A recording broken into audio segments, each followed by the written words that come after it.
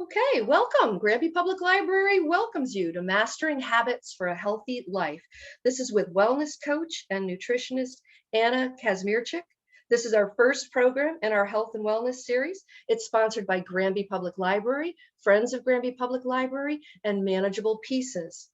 Please visit the library's website to find out more about the upcoming programs in our wellness series. We were going to be hosting sports nutrition for athletes of all ages and stages. That's coming up in 2 weeks. And a little bit after that, we have in early February recipe makeovers. So we're looking forward to hopefully seeing you folks back again. Tonight, we're focusing on habits. This is Mastering Habits for a Healthy Life. Habits, as you all know, make our lives run smoothly, and they free our brain to focus on important decisions. So our wellness coach and nutritionist and the owner of Manageable Pieces, Anna Kazmierczak, is going to bring a very unique perspective to the world of food and nutrition. And that's because she has degrees in dietetics. That's a bachelor's of science. She's got a master's in nutrition, and she also has a master's in mechanical engineering. So I think she's going to know where all the pieces go here. You're going to be able to learn more about Anna at manageablepieces.com. And also tonight, as she begins this program that we're all looking forward to. So Anna, a warm virtual welcome to you. Thank you for being here tonight. Thank you, Holly. I'm very happy to be here. I enjoy many of the library programs here, both online and in person. So it's nice to be sharing a little something with the community tonight. So hopefully you can see my presentation screen. I can see it. Excellent. Yeah, we're good there. All right. So thank you for the introduction.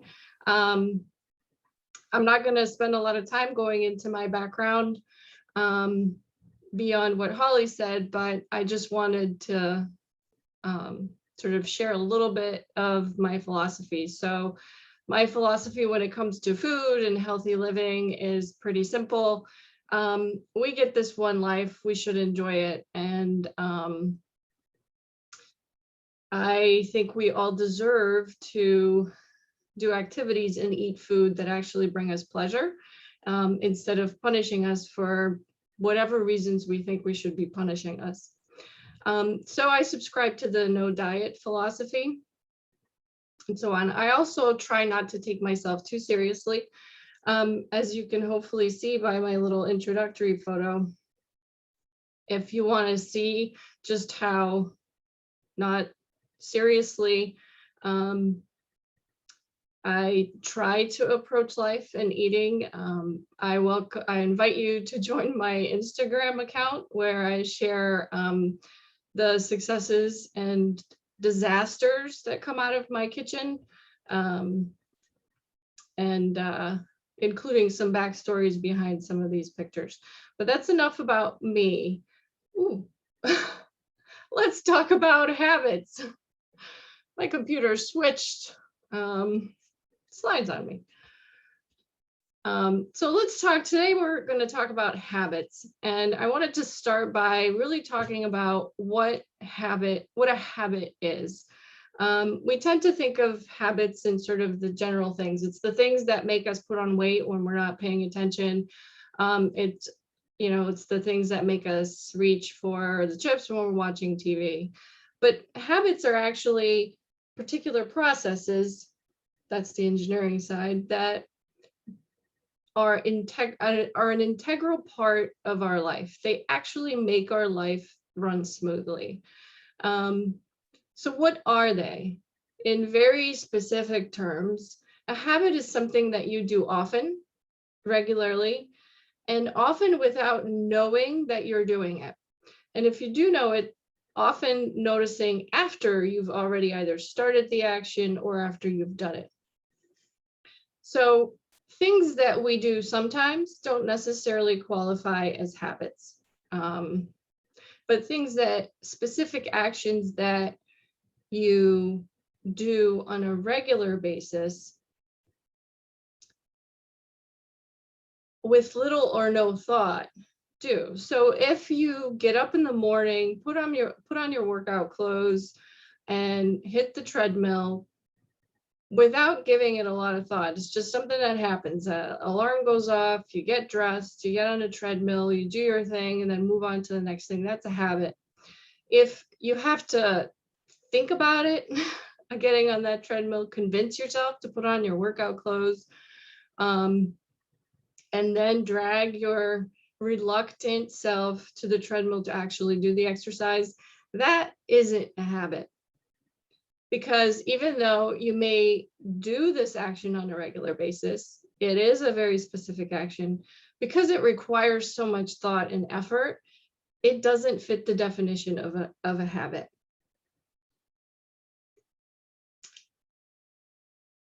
The other piece of it is habits are a self-reinforcing system.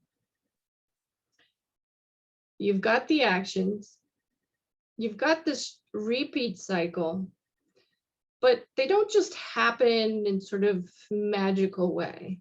There are reasons why you do those certain actions on this schedule. And those reasons have to do with rewards and reminders. We tend not to do things if the outcome is not something we enjoy. We don't always fully notice that, but if the bag of chips we picked up tasted awful, next time TV came on, we wouldn't pick up the bag of chips. There was no reward. It was like, ugh, man, how long have those been sitting in the cupboard? But if they taste good, that's a reward that your body remembers. Now, the TV, in the case of the snacking in front of the TV example, that would be your cue. The TV goes on, your favorite show starts, and all of a sudden, the bag of chips shows up in your hands. How did it get there? Who knows? It's the habit. So there was something you didn't even think about that just before that show started, got you out of your seat, into the cupboard to get your snack, and then back before the credits stopped. The reward is those chips taste pretty good. And so the habit continues, and the longer it continues, the less you notice it. Why? Because our brain isn't necessarily interested in paying attention to things that it sees over and over and over again. It's not worth it. It's more important for it to focus on things that might be unexpected. So why do habits form? It's not to give us more work later so we can break them. Although that's generally when we notice habits. It's the ones we want to get rid of or change or do something else with. But our life is full of habits that actually serve us very well. Why? Because habits really are tools that your brain has put in place to make the most of the resources, the limited resources that your body has at any given time. And that limited, generally, resource is your brain. You can only process so much information at once, at any given time. And we are all determined to survive for as long as possible. And so if you're focusing on surviving to the next minute, your brain doesn't have time to pay attention to the chips, whether or not you went to the gym, whether or not something got cleaned or put away in its rightful place. It's much more efficient to just establish a whole set of information so that you don't have to think about putting dishes in the same place so you know where to find them the next time. You don't have to think about where the snacks are because, well, you've got that covered. You've put them in the same place every time you come back from the grocery store. It's prioritizing resources so you can focus on the important stuff, whether or not you're about to burn yourself or cut your finger off because you're chopping some vegetables and not paying attention. Well, your body wants you to pay attention to those things and not whatever snack or other things might be hanging around. Efficiency, predictability, and automation. We like things just the way they are. We want to know what's going to happen now, 5 minutes from now, an hour from now, tomorrow. Predictable routines and schedules are the way our bodies like to operate. So how do we make these habits? Well, we have this little computer up here, which collects data. It collects a ton of data every second of every day. When you're sleeping, it kind of rearranges it and makes sense of it all. So it's easier to find the next day. But every time you do something, there's a whole lot of data that goes along with it. Where were you? What were you doing? How did you feel? Was it hot? Was it cold? Was there someone else with you? Those are just things that I can think of, but there are probably pieces of data that your brain noticed about that one particular item or situation that we didn't consciously notice. So all that data is saved just in case it needs to be referred to later. So if some of that data is the fact that you picked up a cupcake, ate it, and it tasted good, the next time it's going to remember, well, the thing looks like a cupcake. And last time I ate it, it tasted pretty good. So let me try that. You eat it, it tastes pretty good. Reinforce that initial connection. You do it enough time, and every time you see a cupcake, you're going to be hungry because you know your brain in the back there somewhere, not in the foreground conscious part where you're trying to resist the cupcake, is saying, there's a reward at the end of this, and I definitely want it. So you've got all this information to support all these habits that you may not have noticed you had put together. And how does it really work when you put it all together in practice? Well, let's say you're taking a walk, or maybe you're walking to work. Maybe not so often now, but you're taking a walk somewhere and you spot a bakery. It looks good. It probably smells better than it looks. So, on a whim, you're a little hungry, you stop in, get something sweet and a coffee. You eat it and it tastes delicious. Well, next time you continue on to your destination. Next time you're in the area, you're going to smell the bakery before you see it. Then you're going to see it. You're going to remember how delicious the things in it were. You're going to end up making a purchase, eating it, enjoying it, and so on. It's a nice little circle. Some things, the rewards are so great, it only takes 1 or 2 repeats before the habit's in place. And we don't even know how somehow on the way to work, our car drove itself into the drive-through of your favorite Starbucks to pick up breakfast and a coffee.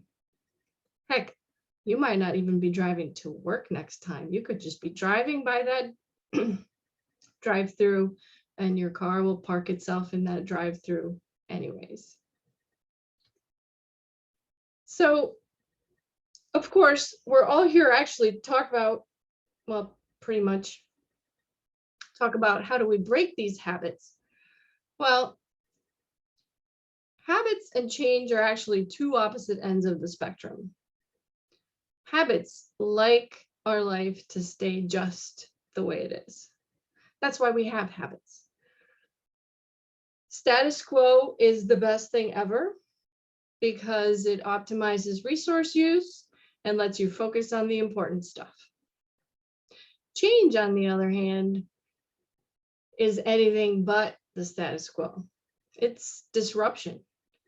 It's doing something that isn't supported but anything that you've done before.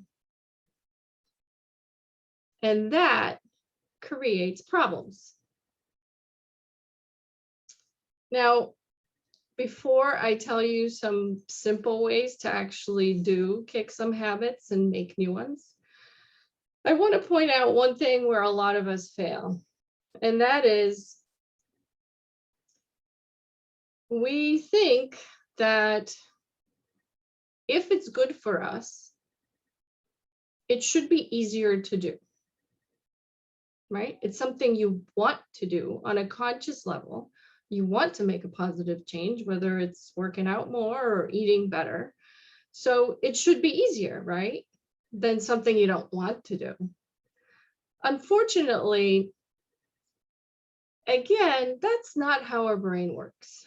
Our brain isn't interested in how good it's going to be for us to lose 5 pounds some weeks from now or months. It doesn't care how good you're going to feel when you're not weighed down by extra sugar or whatever it is you're trying to kick. It just knows that that cupcake or muffin tastes awfully good now. And well, the future thing is nice, but I want the now. And the way it likes to keep things just the way they are is by not making big changes.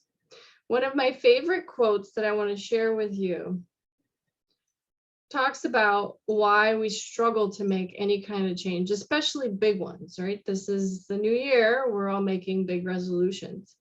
And that is that the resistance to change is proportionate to the size and speed of the change, not whether the change is favorable or unfavorable. Your brain doesn't care if you're trying to make a change for the better. It can't reconcile itself to that. All it cares is that you want to make a big change right now. So if we break this down, the surest way to have change succeed is to make it really, really small. The tinier, the better. And do it slowly. And completely ignore whether it's we think it's good or bad for us. It's irrelevant as far as your brain is concerned. So instead of focusing on making a big change, so let's say going vegan overnight from a full carnivore, maybe the better way to cut back is to cut back on eating meat, if that's the change you want to make. Make one meal a week meat-free. Your brain might not even notice that the sausages were gone out of one of the 7 breakfasts you eat in a week. But it would notice if you suddenly said, not having any more meat from now on. It's all vegetables for me. I guarantee for most people that lasts for about a day before the misery and the habits that keep pointing you in the direction of where the chicken is or the breakfast sausages or whatever it is that you used to enjoy every day is residing. So the bottom line, as we need to recognize that any change in habits included is disruptive. It doesn't have to be as disruptive as a tornado, but we have to realize that there is going to be a difference that your body will feel. And it's going to take time before it feels like something you've been doing forever. Now, the smaller you make that change, the easier it will be to stick with it. And easier to make it long enough for it to become a habit you actually want to have in your life. So there are many different ways this is the part I'm sure that you wanted to hear about. There are many ways of putting habits that you want in your life in place. And none of them require a degree in rocket science. None of them require huge sums of money to be spent or huge changes to your life in general. They all address some component of the habit cycle, but not all at once. So some are aimed to act on the reminder portion, the cues that drive actions.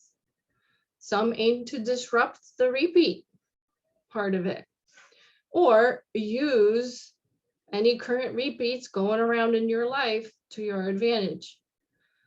Some aim to do something with the reward, maybe give you different options. And then others attack the action, because that's another piece. You don't have to change it all at once, and you don't have to establish a whole new habit. But a change in a single one of those will take any of your existing habits and slowly over time can transform them into something that's you want to live with. Let's take them one by one. This is my favorite. Using old habits to build new ones. Why? Because old habits offer pretty much every piece of the habit loop. They have built-in cues. They have a predictable schedule, right? So it's a repeat. The repeat's built in. There's a reward pathway already in place. You're already doing something that's making you feel good. Their actions don't have to be related to the new thing that you want to do. So I'm sure some of you are asking, why is there a picture of a toilet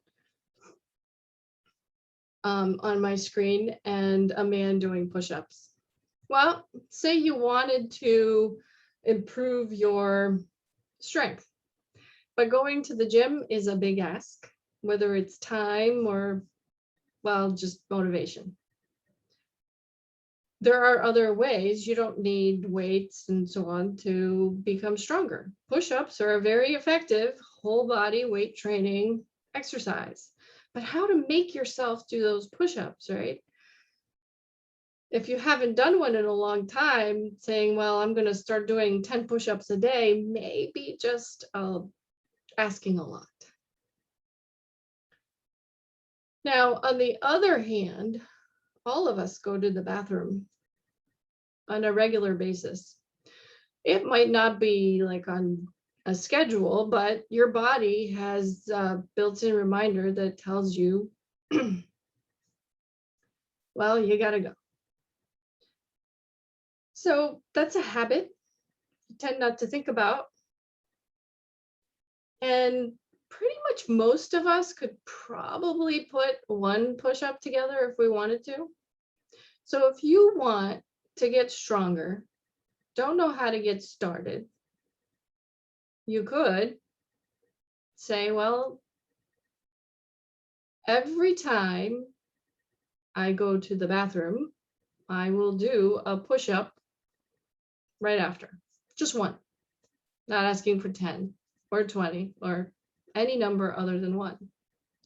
Eventually, if you do this enough, that one's gonna feel pretty easy and pretty ridiculous. So maybe that will turn into 2, and then with time 5, and so on and so on. Before you know it, you'll be challenging your teenage children to push-up competitions. Although if they're boys like mine, they usually win.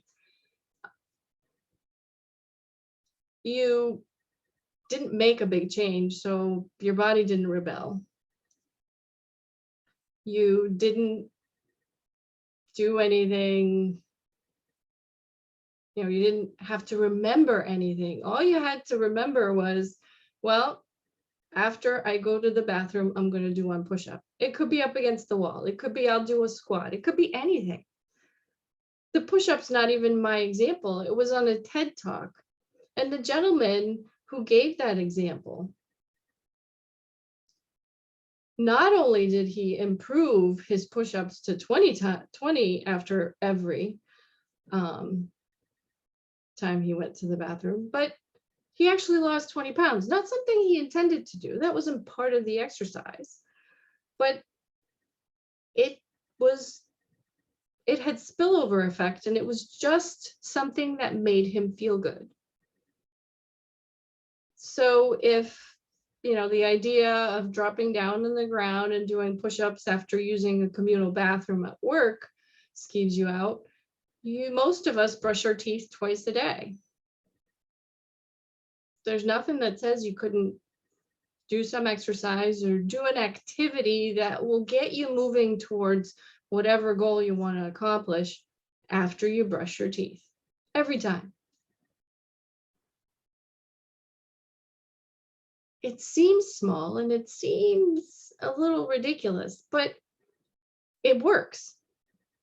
The great thing is, because your life is full of habits, small habits that you do every day, all day long, there are any number of connections or existing habits that you can attach new actions to that will get you towards your new goals. Any number of them. And the only thing that I recommend is that you find something that's kind of compatible. They don't have to have anything to do with each other. They don't have to be, obviously going to the bathroom and working out are two examples of two things that aren't related. But find something where the repeated action kind of matches what you want to do. Maybe the environment matches, right? But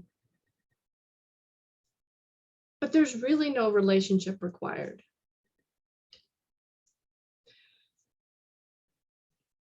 The other part of that was that attaching it to something that exists and making it small makes it easy.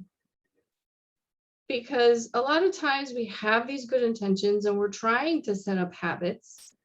We're doing our best to get to the gym every day, and it's so much work because it's so big and it feels like it requires so much effort.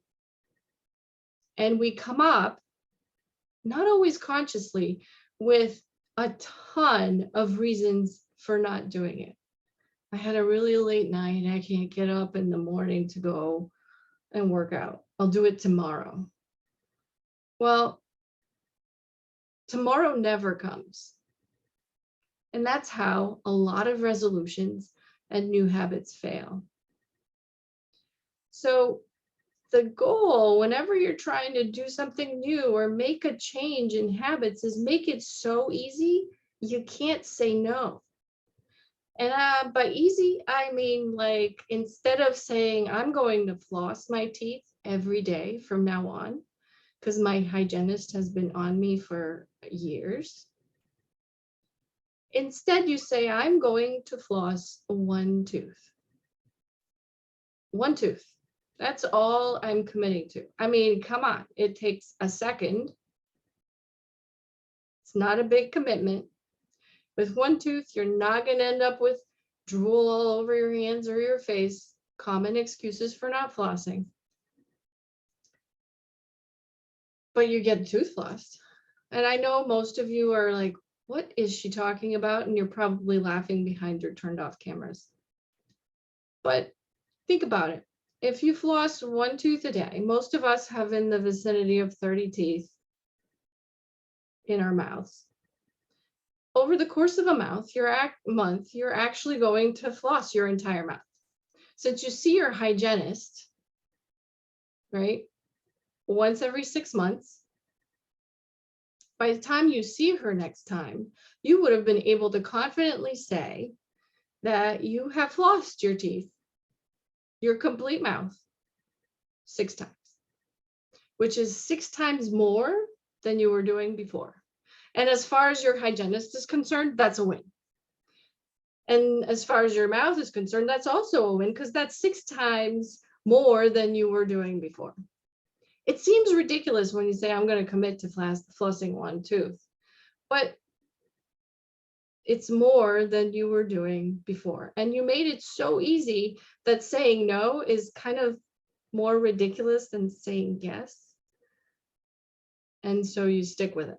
And before you know it, one tooth turns into two, or maybe like a quarter of your mouth. And then before you know it, you're flossing your whole mouth every day and feeling great about it and wondering what all the griping was about and why you couldn't get into it in the first place.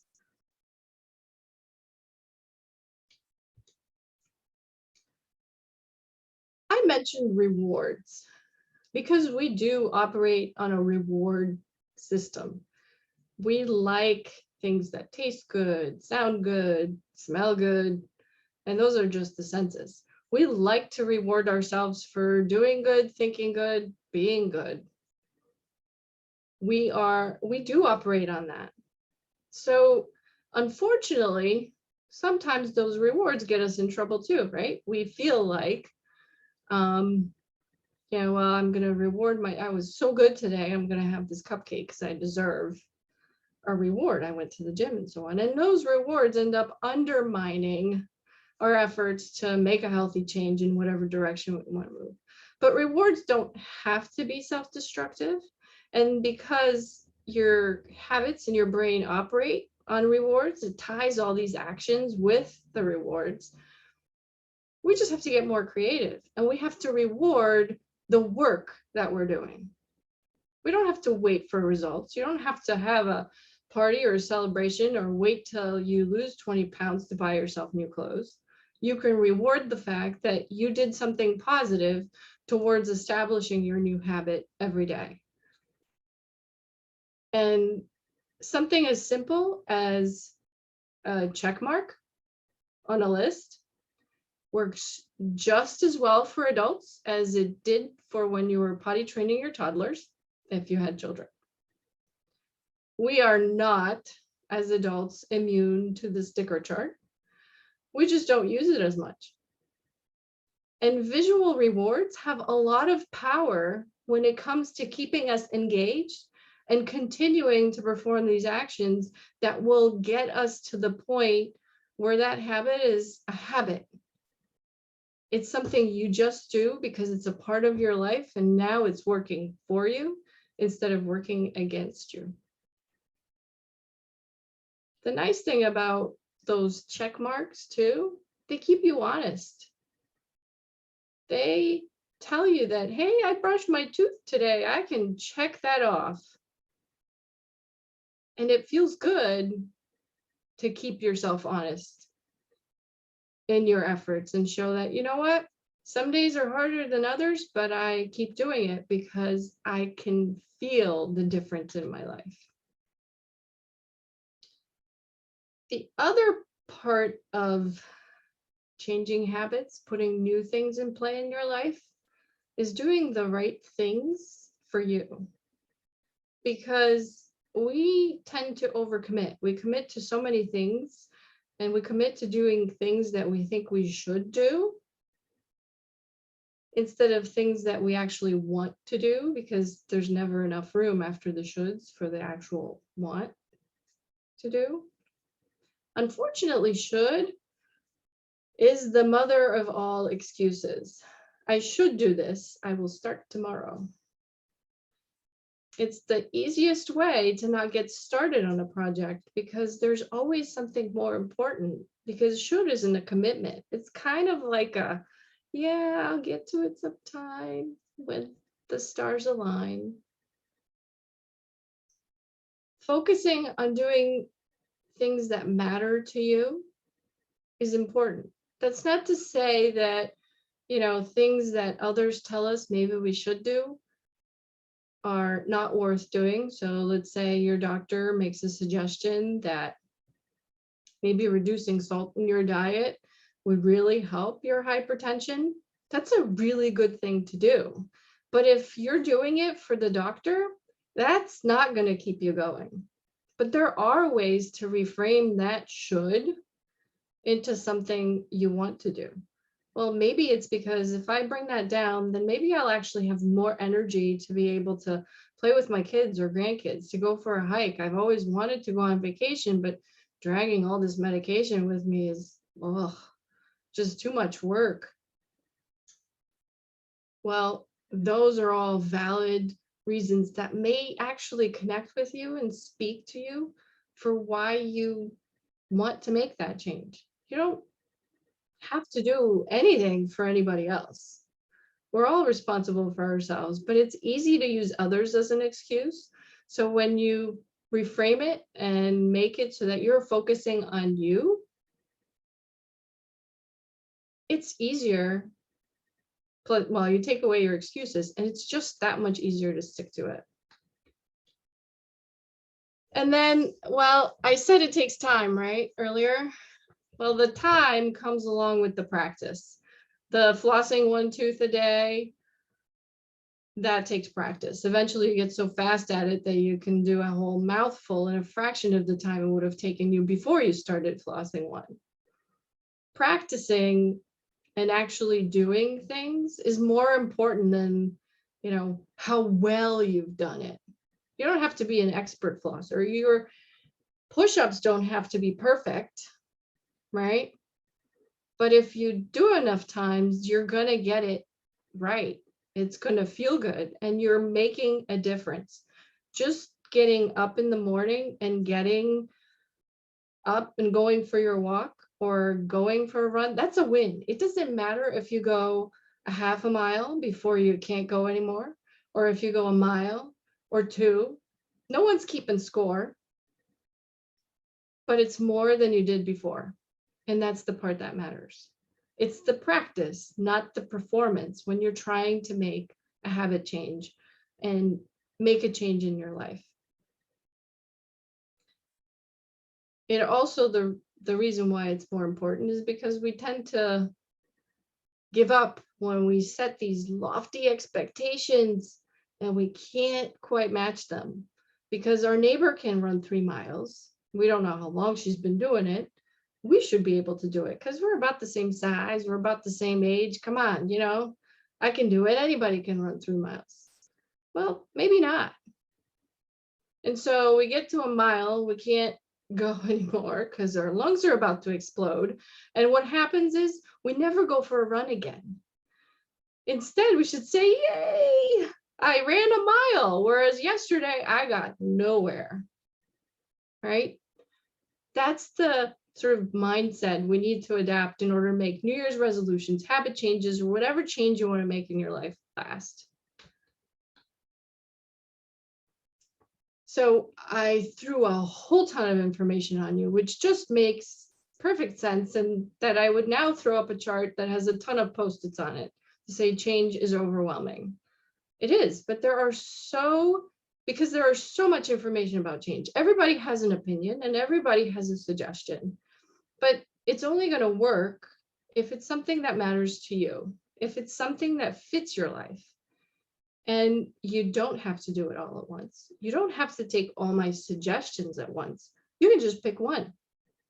You can just say, I'm going to go with the making it so easy, I can't say no. And I'm going to start, every time I get to a doorway, I'm going to do a standing push-up, off the wall in a doorway.